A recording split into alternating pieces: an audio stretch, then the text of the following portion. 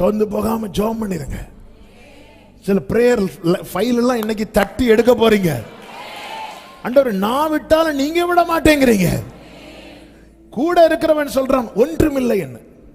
உங்க ஜெபத்தையும் பார்க்கிறான், வெளிய சூழ்நிலையும் பார்க்கிறான். அவன் தான் சொல்றான் ஒண்ணுமே கிடையாது, ஒண்ணும் கிடையாது. திருப்பியும் இவரு சாஷ்டாங்கமா விழுது. எப்படி இருக்கும் அந்த வேலைக்காரனுக்கு? இந்த வயசு காலத்தில் இந்த மனுஷனுக்கு இது தேவையா? ஒழுங்கா சாரி பார்த்து வீட்டில் அப்பவும் சாப்பிட்டு எடுத்து இருக்க வேண்டியது தானே. இது தேவையா? எல்லாம் சொல்லுவாங்க. உங்க ஜெப லைஃபை பார்த்து நிறைய பேர் இல்லைன்னு சொல்லிட்டு இருக்கிறாங்க.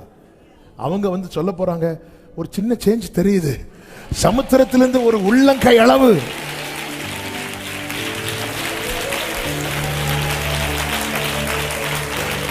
ஆமென். நீ நன்மையை அனுபவிக்க கூடாது என்பதிலே சத்துரு மிகவும் கவனமாக இருக்கிறான். ஆனா உன்னை கர்த்தர் தொடர்ந்து ஜெபிக்க வைத்து அந்த நன்மையை சுதந்தரிக்க வைப்பதே தேவனுடைய சித்தமாயிருக்கிறது.